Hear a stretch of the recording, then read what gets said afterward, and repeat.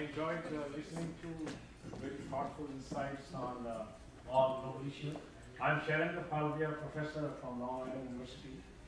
You said that globalization will lead to spread of miseries around the world. Probably you're talking about the social landscape. Yeah, Malhotra.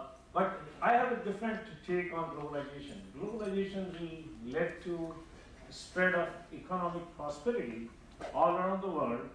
And with economic prosperity, what happens is it will lead to substantial reduction in conflicts across the world. Because when you are unemployed or underemployed, that's when the wars and the conflicts start.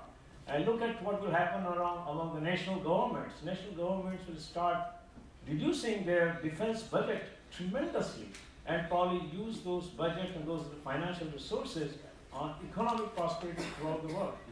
The trick is all of us have to start thinking sooner or later as world citizens rather than national citizens.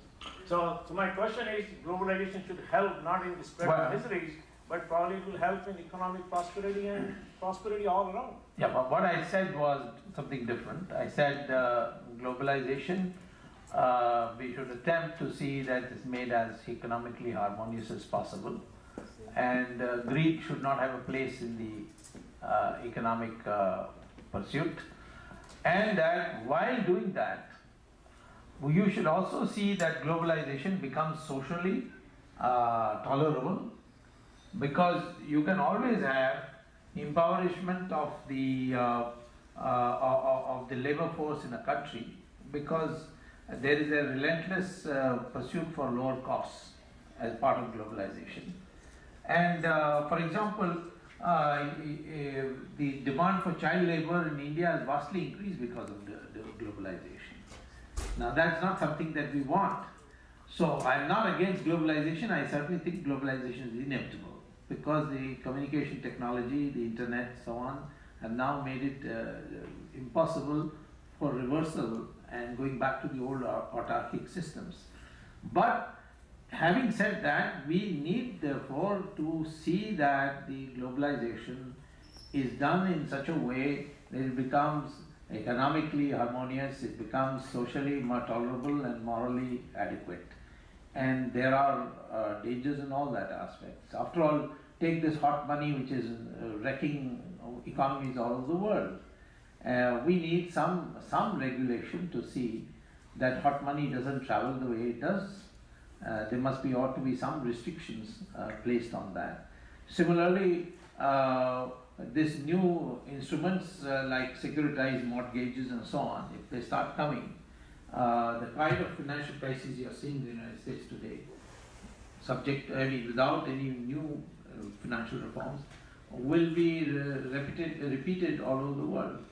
And already, because India created a derivative called participatory notes, which is unprecedented, because you don't have to declare who owns that participatory note, you don't have to declare where the money came from.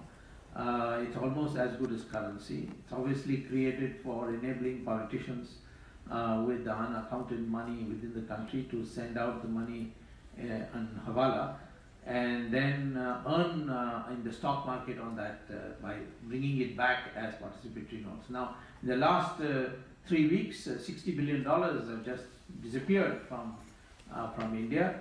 And so the dollar is depreciating in many countries. Of course, now there's a turnaround. But in India, it has been the last 2 months appreciating.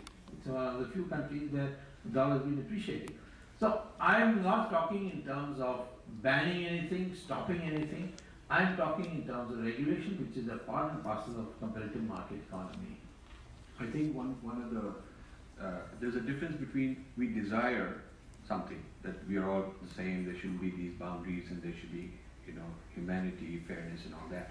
But what we desire is not necessarily what is happening. So what is happening is a lot of globalizations. There's a globalization of terrorism. That's a globalization.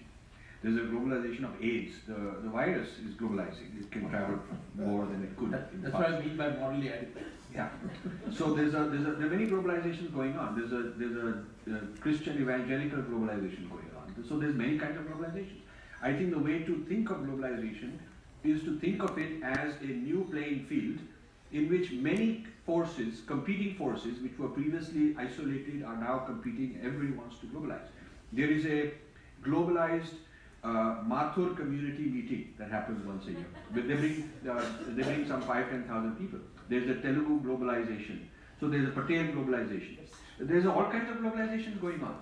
So is that more ethnic or less ethnic? If there's a globalization of individual identities, now they can globalize themselves. You see?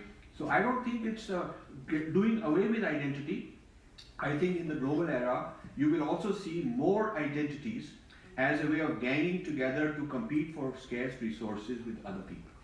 So this is another force, another side of the globalization, that it will intensify conflicts. Because as human population grows from 6.5 billion to 9 billion by the middle of this century, and resources become scarce, there will be more economic conflicts. And one of the rising tides will be politicians catering to a certain identity to give them an edge over other identities. And they will use globalization also in their particular way. But wouldn't MNCs be essentially running the show of the world now? Now the politicians would have little say, very little say now. Well, there is a Al Qaeda MNC. There is a LTT MNC. There is a Mormon Church MNC. There is a Vatican MNC. Vatican is the soft power arm of the Italian nation.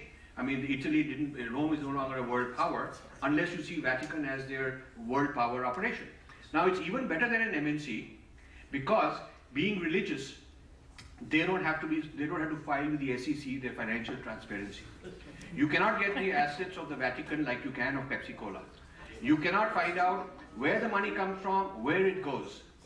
The number of salesmen they hire is more than any sales force in the world. The number of their collections is more than the revenue of the Fortune 10, 20 combined. But that MNC is not even under the transparency, not even in the radar. And no one dare question it. And when Pepsi Cola appoints a CEO, he reports to the headquarters. There's a lot of scrutiny by the nation.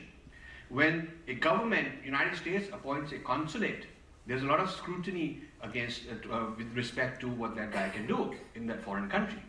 But when the Vatican appoints a bishop, who they fund, who is loyal to them, whose career depends on them, it is not seen as the branch office of an MNC, and it is not seen as the consulate office of a foreign state, even though the Vatican is a state. Yeah. It's a member state of the UN. Yeah. But it is not seen like that. Because it can say it's done for God, they can get away with anything. So therefore, these MNCs are actually many different kinds of MNCs, not just commercial corporate MNCs. Thank you. We have a question here.